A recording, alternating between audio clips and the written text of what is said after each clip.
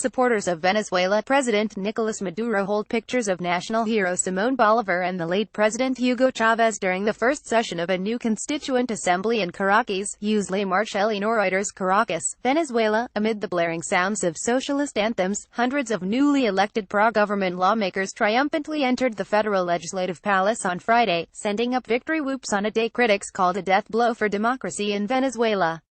The legislators' entry into the neoclassical complex marked the inauguration of an all-powerful lawmaking body elected Sunday in a vote that has been condemned internationally. Opposition lawmakers elected in 2015, and now shunted aside, decried the new body as a puppet Congress installed by President Nicolas Maduro. As members of the new Constituent Assembly entered the building's red-colored elliptical salon, they held high portraits of the late leader Hugo Chavez side by side with images of Maduro, his anointed successor. In a sign of Maduro's tightening grip, one of his most loyal lieutenants, former Foreign Minister Delcy Eloina Rodriguez, was sworn in as the body's new president. President Nicolas Maduro Moros is made huge today, she said, using Maduro's full name. A message on a wall formed with Venezuelan currency that reads in Spanish: "The Constituent Assembly is a fraud." In Caracas on July 31, 2017, Ariana Cubilosap, the 545-member assembly, represents a sweeping shift in how the country will be run, with its supporters calling it the vehicle needed to complete Chavez's socialist vision. It is vested with the authority to change the country's constitution and overhaul laws. Only a few hundred people appeared to be joining an opposition march to protest the new assembly. After 4 months of street protests against the authorities and the country's economic collapse, government opponents seemed angry and exhausted, struggling to find a path forward. About 5 minutes after one group of protesters began marching toward the legislative palace, security forces moved in on motorbikes, lobbing tear gas bombs, and firing rubber bullets. Opposition legislators ran in all directions. At least one man's face was hit by rubber bullets. Earlier, as protesters met to begin marching, some expressed their frustration to legislator Juan Requesens.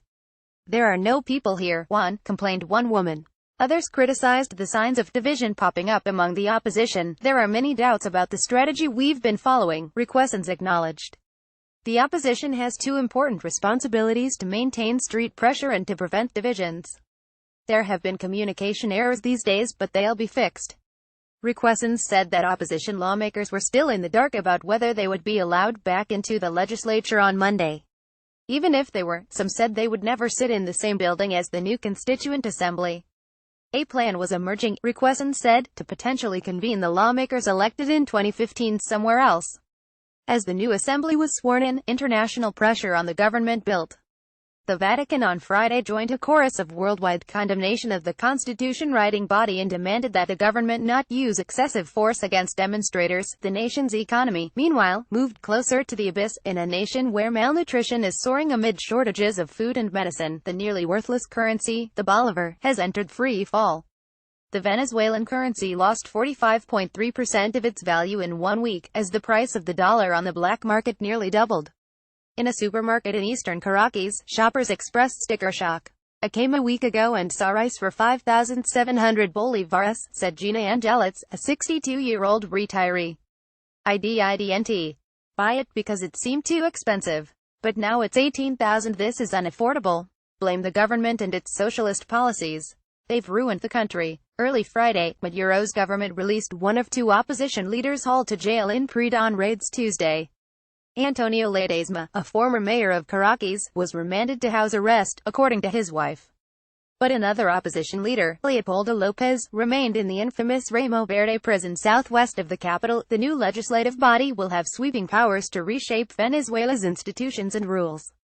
Speaking to its members earlier this week, Maduro urged them to remove the immunity from prosecution granted to the country's existing legislators.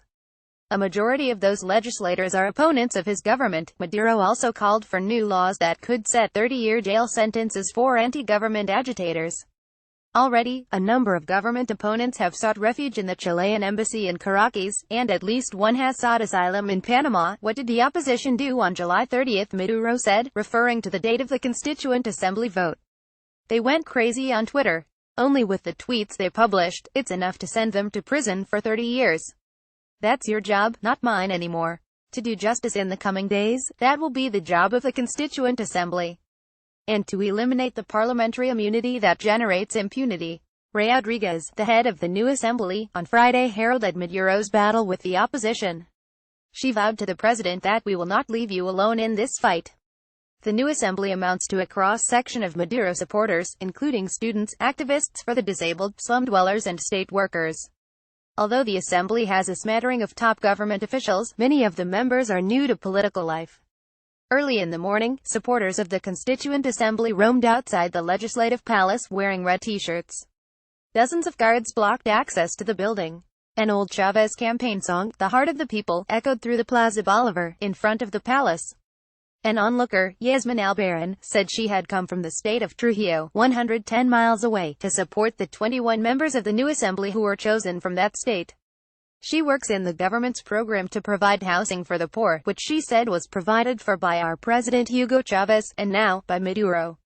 On Thursday, members of pro-government gangs, known as colectivos, allegedly threw 3 Molotov cocktails at the Spanish embassy in Caracas.